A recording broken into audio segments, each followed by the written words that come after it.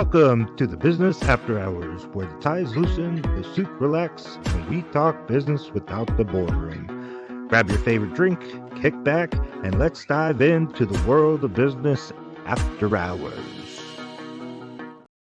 Well. Happy post-Independence Day. Hope everybody had a good 4th of July. Welcome to the Business After Hours podcast. Join here with Jared and Ron. How you fellas doing? How's it going? Friday, right? Yeah, right. Friday and the day after 4th of July, so can't complain. I hate when 4th of July is in the middle of the week. I do too. Don't feel like you can have enough fun. Right. I like it when it's on a Monday or Friday. 3-day weekend. What'd you guys do on 4th of July? Anything spectacular? Anything explosive? Yeah. No, I just hung out with the family. Yeah. Same. No grilling and chilling. No, we didn't do fireworks. I got a wuss of a dog right now, and then I'm trying to deal with a what? A wuss of a dog. He Oh. heard the fireworks and he almost peed all over the house. Yeah. Well, Ron, tell us a little bit about yourself, if you don't mind. Oh, geez. Let's see, where do I start here? I turned 50 this year. I'm getting old now. Jeez. Congrats. Right. I started my entrepreneurial life. I'll just give you the brief overview, and then you guys can pick up where you want to. Kicked out of high school, 10th grade.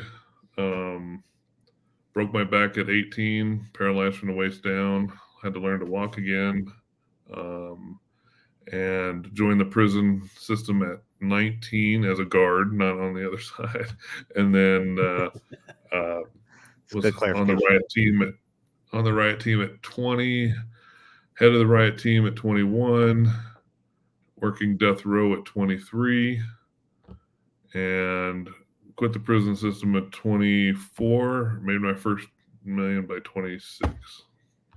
Wow, that's great. And then I've had over 40 companies since. I've had over 40 companies since. Had that show on Discovery Channel, Blue Collar Backers, which was a lot of fun. And then now I'm just kind of retired now. I bought a ranch down here in southern Colorado and just kind of chill now. You said you made your first million by 26? Yes, sir. How'd you do that? Buying and selling classic cars. Yeah. So I was living in Texas, and a lot of rust-free cars there. And so I was shipping them up to Minnesota, Michigan, New York, and then I started shipping them overseas to Australia, New Zealand, Denmark, Norway, all through Germany. So I was shipping cars everywhere. Was doing pretty good. When I first started, I was shipping, 1 or 2 cars a week. And then I was shipping 2 to 3 18-wheeler loads a week by the time I quit. Wow. It's impressive. What made you get into that? I got into it because I met my first entrepreneur, who was Alan Brown out of Kennedy, Texas. He saved my chops there. I was working in the prison system, and I didn't know what an entrepreneur was. I never met an entrepreneur, and so and honestly probably couldn't even spell the word back then. But anyway, we had made a mistake on our checking account, me and my wife, and instead of $25 till the end of the month, I had 25 cents. So I didn't have enough money for gas to go back and forth to the prison.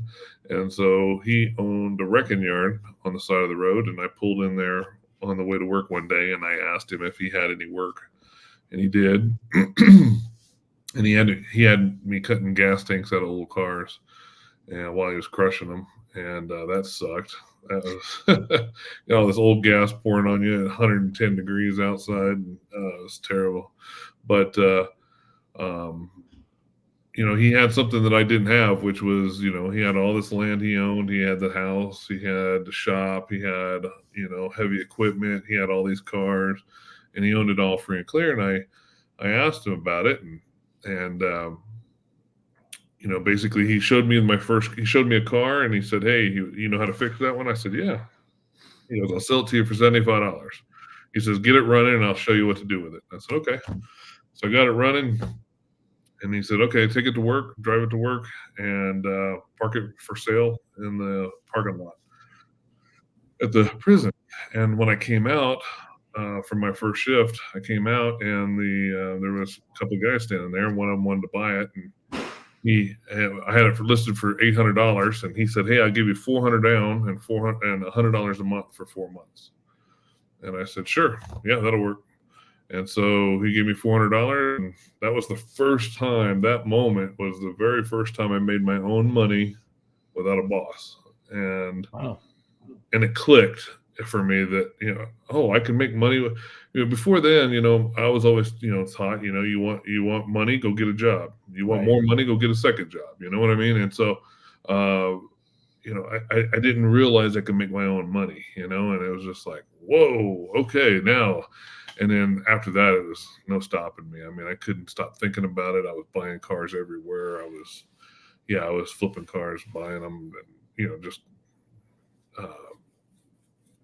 Just going all over the place, man. I had connections with just about every wrecking yard in Texas at the time, and they would sell every truck door and truck bed to me, and I'd take those rust-free truck doors and beds up to Minnesota, and Michigan, and New York, up in the Rust Belt areas, and then and then they would sell me whole bodies of cars, anything that was popular, Chevelle, Novas, Road Runners, any Mopar stuff.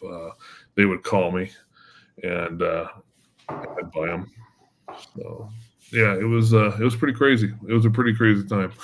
That's awesome. And so that took you to where? From cars to what? And then cars, and then I got rid of that and moved up to the Colorado area, and I started something completely different, which was a wildlife company. So when I say 40 companies, it's just been 40 different companies. I mean, I've just done a little bit of everything, anything from blue collar, white collar, internet based. I mean, the principles are all the same. So the basics are all the same. And so I did the wildlife company for a while. And I started that with one truck and a ladder, and I sold that with 13 trucks and 5 locations. So yeah, that was a good business. We did a pretty good run there. And then I got into other stuff. Well, that I kind of semi-retired. I thought I was going to retire, and so but I was only like 30 at the time. So, but that retirement got me thinking, it's like, it's a whole lot easier to buy somebody's crappy business that needs fixing than it is to build from scratch. And so that's when I started looking at them like classic cars, instead of building it from scratch, dragging it out of a field and building it, I'd rather find one that, like a car, where it's 90% done, just needs the interior done, and and finish it out. And so I would look for businesses the same way. I'd look for businesses, people retiring or you're getting a divorce, whatever, wanting to move on, and they just had a business that they just didn't see the value in it like I did, and then I would just buy it and grow it and then sell it. So when you say the principles are all the same, what do you mean by that? On running a business, treating people the same way, treating how you treat your employees, how you treat your customers, how you all that stuff. It's all basics. It's all the Well, I'll give you an example. Somebody called me the other day, and his employee backed into a building and damaged the building with his vehicle, with his company vehicle, and he's like, man, I'm ready to take it out of this employee's paycheck and just chew him out and, all this stuff. And I said, well, it goes back to basic principles, right? Ask the employee instead of, have the employee self-correct himself, right? And so the employee said, oh, it could be fixed with just a little bit of work. And well, the pictures, you could tell it's not going to be a little bit of work. He damaged it pretty bad. And so I told him, I said, well, have the employee self-correct himself. Say, if this was your mother's building, or if you owned this building, what would you expect? Would you expect somebody to make it right? And then, make that employee think a little bit and make him self-correct himself. How are we, we're not a fly-by-night company. How are we going to make this right for the building owner? Stuff like that. And just Right. make, questions like that, and just do what's right, and, same with the employees, our customers. It's the same way. I mean, I don't let customers run me over, but I also take the time to put myself in their shoes. I don't just look at it from my point of view and then respond. I look at it from their point of view. Okay. And say, okay, well, I understand why you're upset about this or that or whatever. And, I'm willing to do this or willing to do that, but, it's all about, taking care of the customer, but also taking care of your employees. I've had customers treat my employees pretty bad, and I've ripped them a new one and fired the customer and said, I'm not, I don't work with people like that to talk to my employees like that. Sure. You're out of here. So, it goes both ways. It's just all basic principles. I mean, like I said, people ask me, how do you price a business or how do you sell a business? A lot of times I say, would you sell, when they're asking me that advice, I say, would you sell this business to your mother?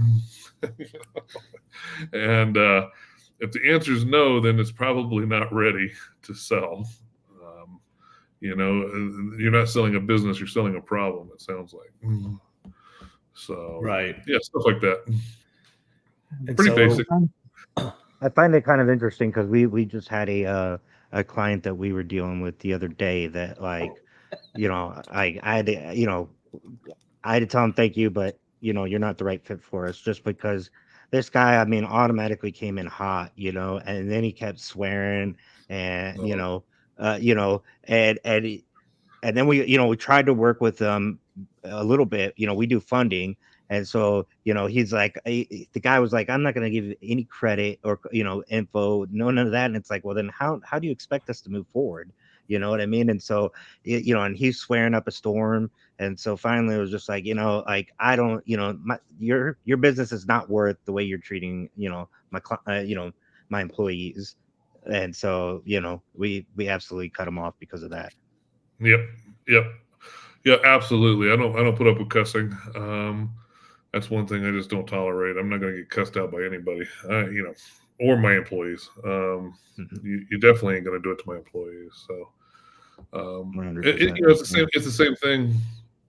I don't know why people put up with that. I mean, it's the same thing as at being at a restaurant. I'm not going to put up with people cussing at the table next to me. Correct. While I'm sitting there trying to have a nice meal with my wife. Right. I'm going to say something. And if we got to step outside, we got to step outside. But I'm going to say the same thing to a customer is treating my employees the same way, And Right. so, I don't put up with that. I don't tolerate it. I mean, there's no reason to tolerate it. And so, no, I'm not the kind of person that I'm not the kind of person that's going to get up and leave with my wife at a restaurant just because of that. But I will confront them. Oh, yeah. Yeah. So, everybody's a little bit different. Everybody's risk tolerance is a little bit different. But I'm more of the face the problem and deal with it right now and put an end to it. Absolutely. But Absolutely. yeah, most people will autocorrect once you say, hey, I'm sitting here with my wife. Watch your mouth or something like that. And they'll autocorrect. Same with employees. Same with the customer. It's like, your cussing isn't going to get you anywhere. I said, I'll hang up the phone. We'll be done right now. If you can't calm down, boom. And so, yeah, but, for the most part, those are small occasions in a big scheme of things, for the most part, running your own business is a lot of fun. The problem that most people have, everybody has the skills, and I say this all the time. Everybody has the skills to make $1 million. And when I say make $1 million, I mean $1 million in the bank, not $1 million projection on your company or whatever valuation. But I'm talking about actually making $1 million. So the way to do that, what people need to realize is they have all the puzzle pieces, they have the skills, they have all the stuff. But a lot of times they just don't have the puzzle pieces in the right spot.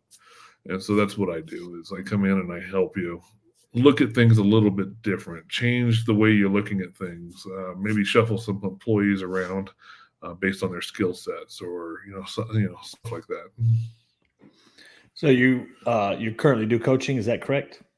Yeah. I own a company called Mentoring Giants. I help people with that.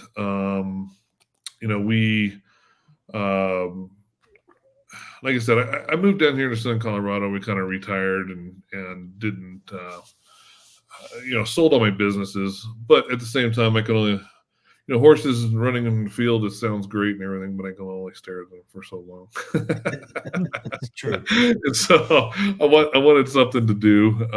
And so it, this was a nice offset. I'm still relevant. I can still help people build their businesses quickly. Especially anybody that's already making six figures. If you're making six figures, I can get you the $1 million mark in less than a year. I mean, that's so easy. So for me, Did you ever get into a business that maybe wasn't in your passion, or oh yeah, that you didn't really feel interested in? yep. And I do it all the time. What'd you do? Yeah. Well, how do you handle that? Or A lady called me. Her husband had passed away. She needed to sell the business. I could hear the phone ringing constantly while our phone call was on. So I knew that they were getting calls. And she's just like, I want to turn the phone off. I don't want to answer it. I don't know anything. I don't know anything about these people. I don't know anything about the business. And it was a solar company. And I didn't know nothing about solar. And I was like, man. And so she threw a number out, which caught my attention. And I thought, man, if the phone's ringing this much on today, and it was just like a Tuesday or something like that, I was like, man. And I said, well, how often does that phone ring? And she goes, like 10 times an hour. I was like, okay. And it's an internet-based business. You had a website and you call in and you make your orders. And I was like, And I said, do you know what the average ticket was? And she says, no. And I said, well, is there a way I can talk to the accountant, or is there a way I can have access to the email? And she's like, yes, I will give you access to the email. You can look at it. And so I kind of had to do a little bit of forensic analysis on this company. And, but he was doing well. Wasn't doing great, but he was doing okay. The website was very archaic. It looked like it was from 1995 and hadn't been updated since. And so it was pretty bad that way. And so, but I looked at it like any other business, and I looked at it like, which I was planning, which was an exit strategy. It's like, okay, I'm going to build this business from here. This is where the business is at. This is where I want to take it to. And I want to do it in 6 months or a year, whatever it was at the time. I think it was a year. And I said, am I willing to do it? And I said, yeah, I'll take a year and build it, because I knew what I could sell it for and what it was worth. And so I went ahead and I bought it. And it was probably the best thing I ever did, honestly. It was probably one of the better moves I made, because he had that business so messed up. Once I got in there, I realized it was 4 businesses in one, and I broke them off and built them out and sold every business individually. Oh, cool. Now, when you're looking at like businesses, what do you find is important in the purchase of a business? Well, it's kind of, lately I've been into real estate, and so it's easy to explain the real estate, right? From a real estate perspective, I don't want the nicest, biggest mansion on the street. I want the one that's on a nice street that needs a lot of repair. Does that make sense? Yeah, Same with a absolutely. business. So I want the one that has a lot of potential, but the owner doesn't see it, or the owner just needs out of it, and so there's room for growth. I don't want to pay retail for a business. I want to, I want to get it at a discount. So, like for instance, I got a cleaning company one time, and the lady was running it. And they were making about 80,000 a year, and all her employees had their own vehicle, and nobody had a uniform, nobody had signs on their vehicles, nobody, and she didn't advertise, she wasn't doing anything. So first thing I did was bought a fleet of vehicles, bought everybody in a uniform, and that instantly made us look huge because she had like 10 employees. So now we got 10 vehicles running around this town, with the logos, and all of a sudden phone calls just started coming in like crazy. And I took that company from $80,000 to like $2 million a year, and then we sold it. So Do you typically pay cash for that, or I see some ads sometimes where they're like, oh, you can buy a business with no money down. Like do you feel like that's true, or yeah, it's true. I very rarely do I pay cash. The solar business I paid cash for just because she needed it out like quick. And honestly, she wanted to just cover the funeral costs, and that's how um, close, that's how quick she wanted to get rid of it. So I wrote her a check, cover all that, and then so I bought that one like that. But a lot of businesses, you can go to SBA, 20% down and buy the company, and you can also do, another way to do it is. When they say no money down, a lot of times it's 80% SBA and 20% owner carry. And so you can do that. You can do that as well. There's just a lot of. I had a guy here in town. Man, I was so tempted to get out of out of retirement. There was a guy in town. He was a machinist, and he wanted to sell his company. And he had the big presses and the machines and all this stuff. He had a team of people. He's got like, I think he has like 7 or 8 machinists back there. And I went in there, and it's just not a standard machine shop like you think. I mean, these guys rebuild turbines for like the Hoover Dam. I mean, those were shipped, lifted on cranes, 18 wheelers, and brought up here. And he's got this big crane operation, and he takes these turbines and rebuilds them, and then ships them back to Hoover Dam. I mean, I was like, this is an opportunity. And this guy, he built himself a job and not a business. He kept telling me that it couldn't run without him. Well, then it's not a business, right? And so he was willing to sell this thing cheap. I mean, there was a time, and you could tell he's older and he's retired. He's just kind of checked out, right? But there was a time when he was doing $7 million, $10 million a year. And he was wanting $1 million for it, and he was willing to own or carry it for 25,000 down and carry the rest. And I was this close, but my wife's like, no, you've done this to me before. So I was like, yeah. So I didn't do it, but that could have easily gone back up. When when he offered it to me, the company was only doing about $1 million a year, and it had come down. But it wasn't because the work wasn't there. It was just because he didn't want to take on work, and he didn't want, he wasn't pushing the company anymore. And when I saw the potential of $7 to $10 million, right, and I'm like, geez, man, if we can get that thing back up to, let's just say $10 million, I mean, now you're talking a $30 million valuation roughly, and with all the equipment and everything. So if I could build it back up to $10 million in 2 years and then sell it for $30 million, that's a pretty good return, because I didn't even pay the guy the million, right? I only paid him, a certain amount down, and I've just been making payments for that first year, and Right. then I can cash out. So, I mean, that was that was probably a really good opportunity. I passed. I see the regret. Yeah, I know. I was like, I wanted to do it. So it sounds like you kind of like the hands-on approach where you like to go into businesses and help them out. Is that why you got into coaching, or? Yeah, I got into I did the show on Discovery Channel called Blue Collar Backers, and that was a lot of fun. It was a kind of a bucket list item. But after that, a lot of people were reaching out, wanting help with their business, and I honestly, when the show first came out, the show's old now. I mean, I think it came out in 2016 or something like that, 2017, and they wanted me to do 5 more seasons, but they wanted me to do 11 episodes per season and 3 new projects per episode. I was like, you want me to help 33 new businesses a season? I was like, nah. I was like, I'm out. I don't need to do this. I was like, no. So I didn't. But the interesting part was, even though the show wasn't hugely popular or, you know what I mean? It wasn't like a big show.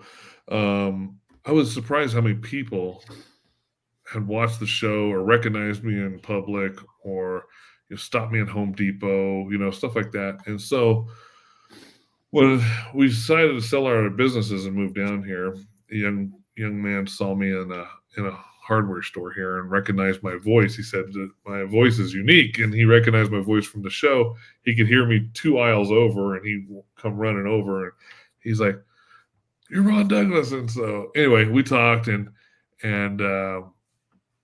he was telling me how he was struggling, wanting to start his own business and do all this stuff. And man, I gave that poor kid an earful for like an hour and a half.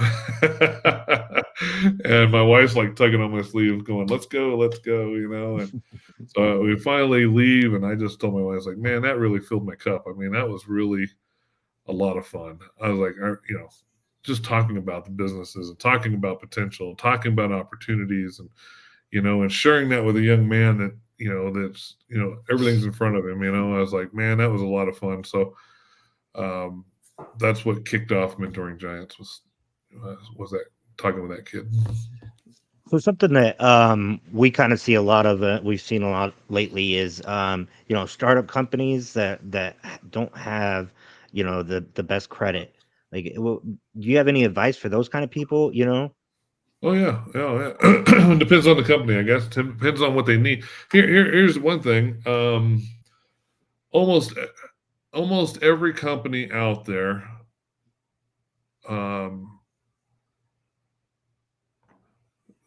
almost every person that comes to me says they need money, and very rarely is that really the problem.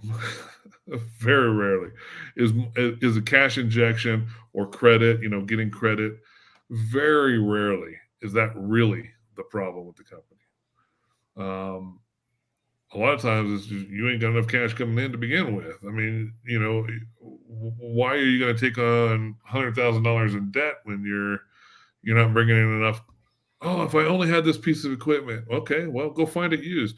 Give you an example. There was a kid here in town I helped out, and he wanted to start a gym. That's been his lifelong dream. He was 19 when he came to me. Lifelong dream, always wanted to have a gym. And he says, I need $150,000. This is how much the equipment costs. This is how much the building costs. I mean, he had everything broke down. He goes, I need a loan for $150,000. I said, man, have you ever heard of Spartans? And he goes, yeah. I said, start a Spartan gym. He goes, what's that? And we called the local fire department, asked them if they had old fire hose, and we got some chains hung up from the ceiling, some pipe, so you can do pull-ups. We got some tractor tires from the local farmer out here, put them in there where he could roll the tractor tires. And we started a Spartan gym for like $1,000, man. And that was probably 6 years ago. And this kid is still got the largest gym in town. He's still kicking it. But he made the money first, and then he went out and bought equipment. And he didn't buy new equipment. He went out and he was able to buy it from companies that were going out of gyms that were going out of business, and started buying their equipment. But then he realized by opening first, the way he did it, he says that was probably the best thing he ever did, because then he understood half the equipment that was on his list when he came to me to begin with, nobody even uses. And so he's like, I would have bought all that equipment and it never got any use. Right. No, that's good. I mean, that's, I guess that's what most, especially starting out, and I guess that's where a coach would come in handy, just because thinking outside the box like that. Obviously, starting a company, you're kind of like this and tunnel visioned of just getting started and what it's going to take and whatnot. So to have somebody come in and think outside the box for you and maybe give you a different direction could be a good injection, be better than money. Well, yeah. I mean, look how much that kid saved. I mean, he'd have had $150,000 note, and then half the equipment in his gym nobody would want to use. And so then what, right? And so now he started a Spartan gym. So he got all the hardcore guys, right, that wanted to be, climbing ropes and doing all this other stuff, and what they call it. Obviously, I don't spend time in the gym, calisthenics or whatever they call that. But they do all that crap, and so that's totally fine, man. But he built the gym, and he built it for $1,000, and he had, he was living his dream in a month instead of, years down the road trying to get a loan and doing all that other nonsense. Right. So he was living his dream quick. And still is. So, here we are 6 years later. So the kid's probably 25 now, 25, 26 years old now, and still has a gym right on the main drag. It's right in the heart of town. And I drive by it all the time. Yeah, I don't go in it, but I drive by it. And I just I'm allergic to gyms. I feel you. Same. Yeah, absolutely. So you were on the. I actually hadn't heard of that TV show that you had mentioned, the Blue Collar Backers. Tell us a little bit about that. Yeah. Oh, well, I mean, anybody can look it up. Basically, it was me going in and backing these companies because they say banks don't help a lot of people. It's kind of like what we just talked about with the gym, right? And so I went in there, and people want to do this or want to do that with their business, and I was able to show them how to do it with either no money or little money, or I invested a little bit or whatever, and helped them get their business to the next level. So we did a barber shop, we did a bike shop, we did a bush pilot training school, which was a lot of fun. I think that was my favorite episode. But we've done a lot of different things. But that show was a lot of fun.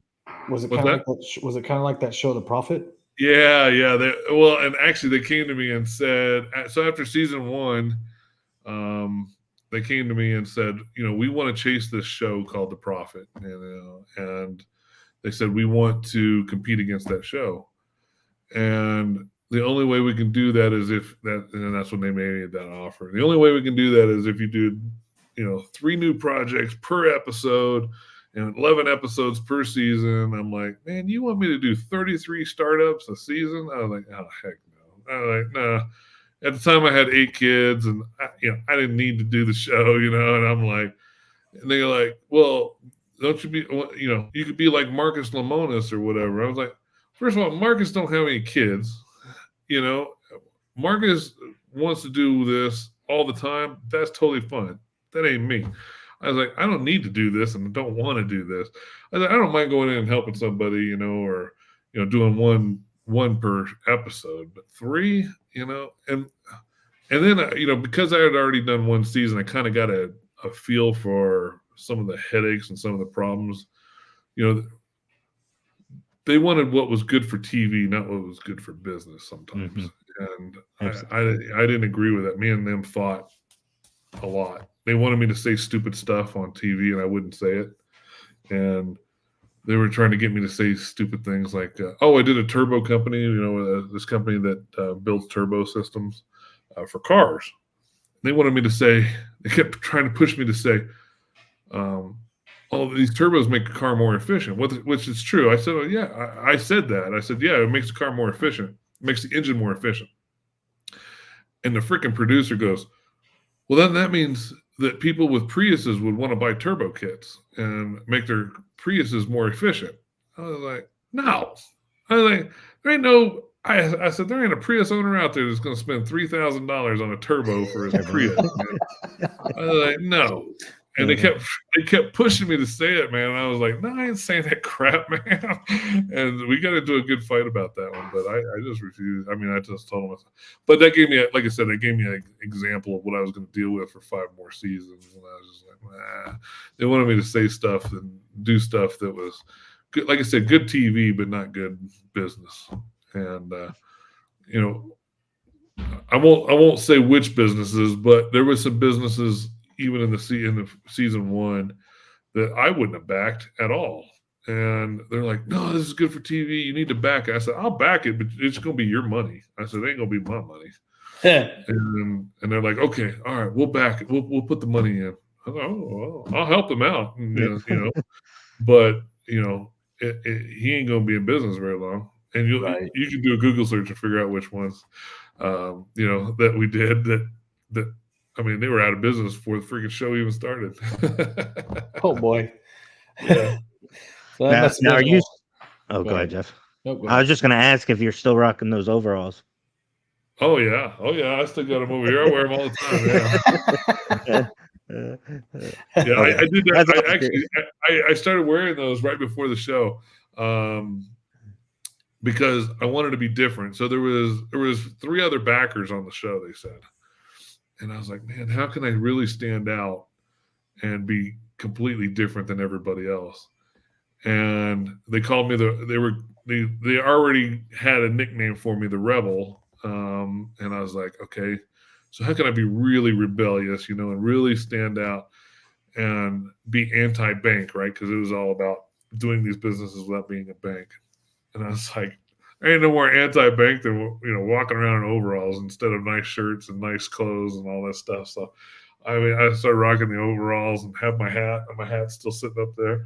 I wear my hat all the time. But yeah, I put the hat on and I put the overalls on, put my boots on, and man, I stood out. Yeah, everybody recognized me from that. It was funny.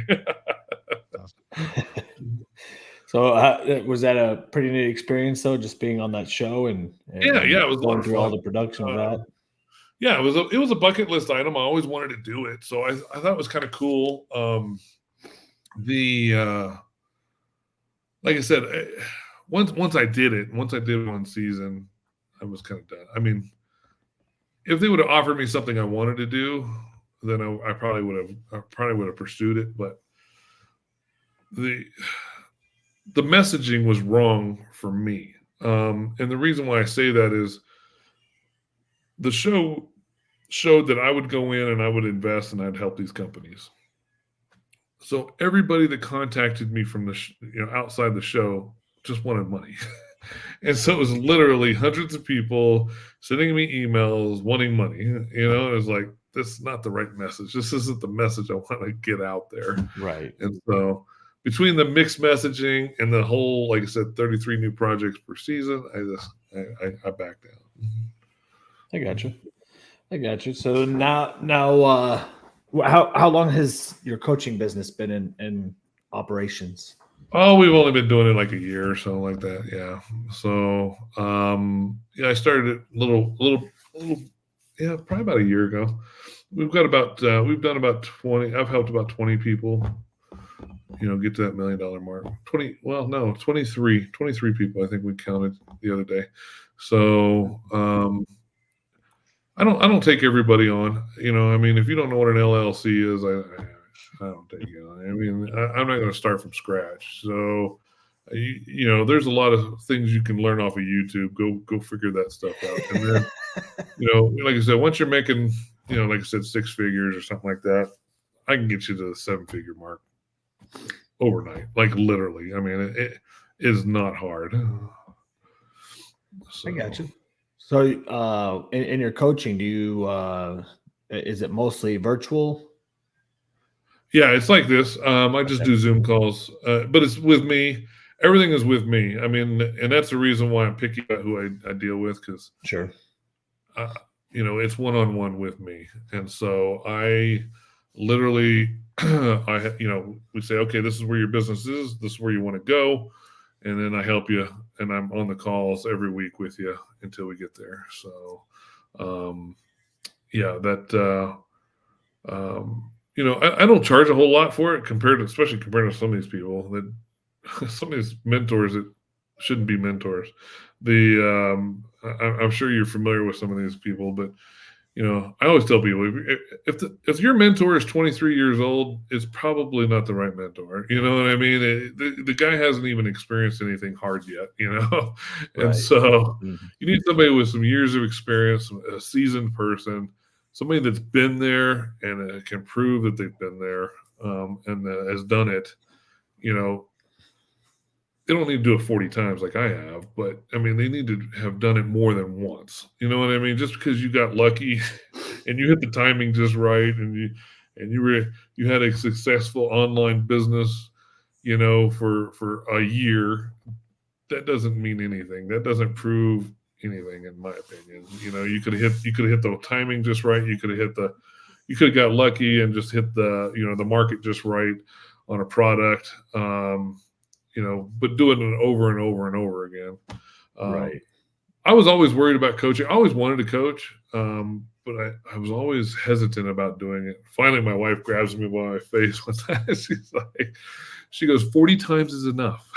She goes, you've proven yourself. You don't have to prove yourself anymore. If you want to do coaching, go do it. And I was like, yeah, you're probably right. I always kept trying to say, I'll just do one more business just to prove that my system works, and so she's like, you've done it enough. Right. Well, that's good. That's good. So, what kind of what are your parameters for taking on clients? Like I said, I mean, if you're making six figures, it doesn't matter what business it is, whether it's online, whether it's, service-based business, white collar, blue collar, whatever. None of that matters. I've done all of them. So, but if you're six figure, if you're doing six figures a year right now, and you really want to get to the $1 million mark, and the reason I always say the $1 million mark is because once I get you the $1 million mark, you've learned just about all the basics that you need to learn, and you can grow it. Sky's the limit after that. You can grow it to wherever you want to at that point. So, but you've got all the basics in place. You understand systems and putting systems in place and putting the people in the right place, and thinking outside the box and changing things and breaking rules and all that stuff. So, once I get people thinking and going, there are no, kind of like the gym, right? He thought he had to do it this way, and it's like, there are no rules. You're just you put these parameters around yourself. Right. These are all self-induced. So once we change that around, he was up and running in 30 days. So same thing with your business. It's like, is that a rule in your industry? Is that a rule that you set yourself? I mean, why do you think that? And and I question everything. And so when I get people thinking like that, they're like, well, yeah, that's just something I've always just thought. I was like, okay, well, let's just not. Right. Let's just change that. Yeah. So you're gonna have some people watching, obviously, and they're gonna be like, well, that's my dream to at least get to six figures. So what's some advice for those either starting up or struggling to even just hit six figures? Well, six figures is easy. Six figures really is showing up. In this day and age, honestly, it's just literally showing up. If you can make six figures, you could be mopping floors at a high school and start a cleaning company and make six figures in a year. I mean, making six figures is easy in this day and age. So the fastest way to make six figures is to just put in the hard work. That's all there is to it. It literally is just doing the work, showing up. Don't turn down a job. Showing up on time. Being one of the best bids out of the three. Um, and then delivering on what you say you can deliver. Those are the basics. Right. Literally, if you do that, you can get to six figures, no time. But then once you get to six figures, then you got all kinds of other problems. You got accounting issues, you got taxes issues, you got employee issues, you've got growth issues. You're hitting your max because you're one person and you can only work so many hours a week. You know what I mean? So you're hitting a bunch of barriers at that point, and then that's where I come in. You know what I mean? That's where I come in and I change everything. I can change the way you think of things, the way you look at things, and get you to the next level. If you want to start from scratch, I'm totally fine helping somebody start from scratch, but they got to understand that I'm not going to waste time with explaining to you what an LLC is. I mean, you know what I mean? Right. You gotta know how to do that. And if you know how to do that, and you want to start from scratch, I can get you from zero. So I used to do a project called 6 figures in 6 months, and I would build a 6-figure business. I'd make 6 figures in 6 months, and I had a little following, and people were, watching. A couple thousand people would watch, and we'd do this. I do this every year on January 1, and I did it for like 6 years. And the problem is I was one year I hit it in February, like February 2nd. I'm like, okay, well, and it was always different challenges, right? It was 6 figures with a service business, 6 figures with an internet-based business, 6 figures only using your phone. I had one time I had to do just my phone, and so every year it was something different. But it got to the point where it was just too easy. I was hitting it in February, and I was hitting these 6 figures. So then I said, well, maybe we'll change it to $1 million in a year, first year, But then I just never did. I kind of quit doing it. But the only reason I quit doing it, like I said, it got to the point it was just too easy. It was for me anyway, because I've done it so many times. I was just, and when I say 0 to 6 figure, I'm talking about $0. I had to start with $0. And so there was times where I went out and I bought a used car from somebody with no money. I told him, I said, let me take this car, your broken car, and let me fix it. Let me sell it. You keep the title. And when I sell it, I'll pay you this $600 and, I'll keep the rest or whatever. I had to finagle $0. Right. And so I would bring, like I bought a car one time or a truck. It was a truck. I bought a truck for $600, and I was bringing it home on a trailer. And a guy at the gas station said, "Hey, man," I said, "Well," he goes, "I want that truck." I said, "Well, it's got a blown motor." And he goes, "That's perfect." He goes, "I got a motor sitting at home." I said, he goes, "How much you want for it?" I said, $1,000, and I'll deliver it. And he said, "Deal." So I called that guy up and I said, "Hey, man, bring that title." I said, I just sold it. And so he met me over there, gave the guy the title. I gave him his $600. I got my $400, and that was my first start. I took that $400 and just kept growing it. So, but yeah, I mean, yeah, making your first 6 figures is literally just showing up and doing the hard work and putting the time in. And like I said, delivering all the time what you promised.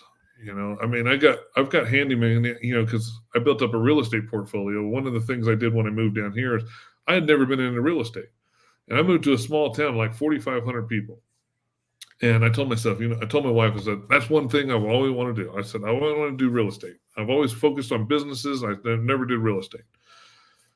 So it was $0. I built up a $5 million real estate portfolio in 2 years. And in a town of 4,500 people. If I can do that, anybody can do it, right? And so I literally built it up with $0, and where was I going with that? The problem was all these handymen that I was hiring, they were great for project 1, project 2, then they start fading off project 3, then they kind of no showing on project 4, and before you know what I mean? They weren't consistent. If they're not consistent, they're not going to deliver what they say they can deliver every time. Sure. That's the reason why you're not making 6 figures. I guarantee it. I get you. Well, Ron, definitely appreciate you coming on. We're at the conclusion of ours. Yeah. What is some piece of advice that you can give to any entrepreneur right now, kind of struggling, kind of down and out, or thinking about giving up even? What kind of advice would you give? Okay, well, first of all, I would say go to mentoringgiants.com and book a call with me, because literally I do one-on-one for 30. I give anybody 30 minutes. So even if we don't work together, you get 30 minutes of free consulting. I mean, you can't go wrong with that. So I will help you where I can.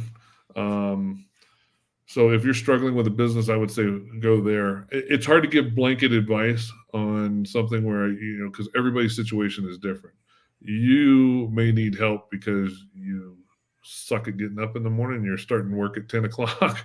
You may be because you're trying to drive a 1977 Chevy to work, and you need to step it up and get in a newer vehicle instead of working on your vehicle all the time and having a broke down vehicle.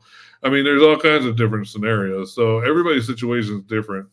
And I would say probably the best thing you can probably do is just book a call and let's see what your problems are and how we can fix them quickly. Perfect. And I'm assuming everybody can contact you through your mentoringgiants.com. Yeah. Okay. You just book a call there. All right. Jared, you got anything else? It was great having you on, Ron. Gave great advice, and it was a great conversation. So Thanks for being on. Yeah, you bet. Your experience. Yeah. I appreciate it, guys. Awesome. All right. Well, you have a good day, sir. And thanks. Take care, guys. We'll see you. All right. Welcome to the Business After Hours, where the ties loosen, the suit relax, and we talk business without the boardroom. Grab your favorite drink, kick back, and let's dive into the world of business.